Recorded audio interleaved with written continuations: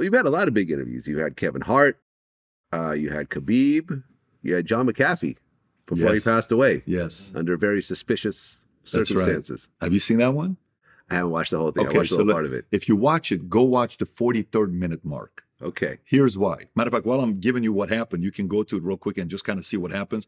Go to 42 minutes, and then you'll see what happens. So I'm interviewing John. Very sketchy.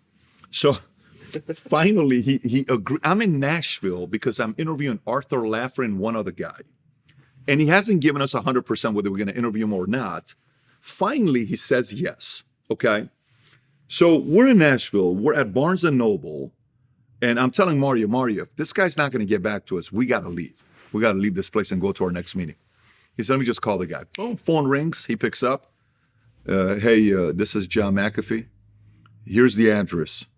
I'll see you guys there in 1 hour.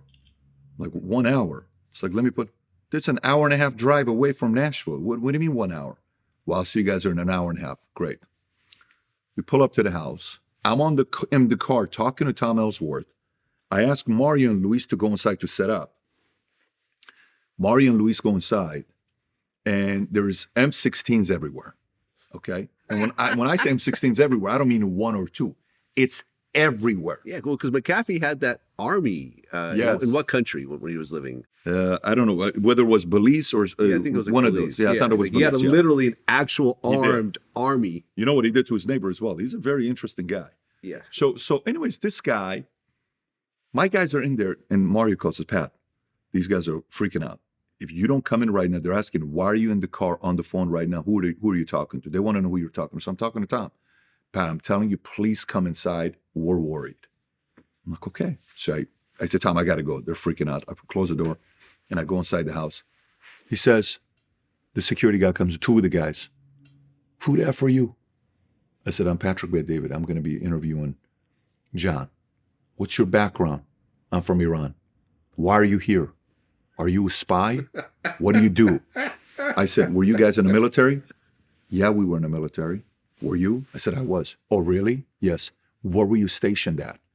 Fort Campbell, Kentucky, 101st Airborne? Yes. Where'd you go to your boot camp? Fort Jackson. Where'd you go AIT? Fort Jackson. What's your MO at 63 Bravo? Why don't you fucking tell us this? Come on inside, bro. Get in the good stuff. So, by the way, watch this. I'm not even done with the story yet. So they bring the best whiskey. Says, hey, if you want, before the interview, if you want to relax, there's 2 prostitutes upstairs.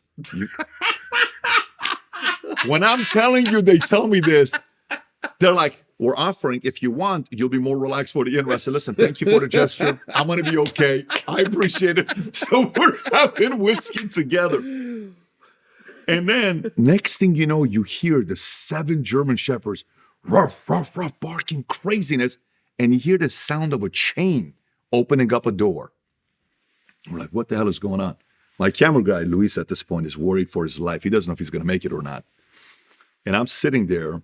Finally, John shows up. John shows up. He's got a gun here. You can see it on the interview. He's got a cigarette and he's got his drink. We start the interview. At 43-minute mark, I'm talking to him. Some guy decides to knock on the door. This poor guy knocks on the door. His ex-military guy jumps up to the door with the gun like this at the guy in the middle of the interview.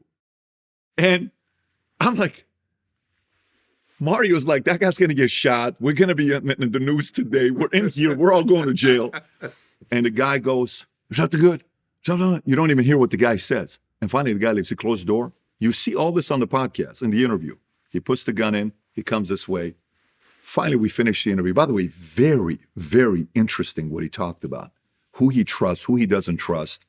This guy was 10 years from not selling his company from being worth $5 to $10 billion. He sold it early. He took $100 million. He waited a little bit. He'd be a billionaire. Yeah. But probably one of my top 5 most entertaining interviews I've ever done. Yeah. I mean, do you think that he was killed or, he had a very suspicious situation around his death? You know, guys like John McAfee, I think he worked at Booz Allen Hamilton. I think he's one of the guys that worked at Booz Allen Hamilton. I don't know if you know how much you know about these Booz Allen Hamilton. These consulting firms, I think it's either Snowden or one of the two that worked there. These are all very, very smart guys that are deeply interested in the dark side of the government and what they're doing, and they know how to hack into the system. These are the types of people that annoy people of real power, the government. So, if the government has a history of eliminating people like this, and if you believe in that kind of stuff, there's a very high likelihood they probably would have eliminated a guy like him.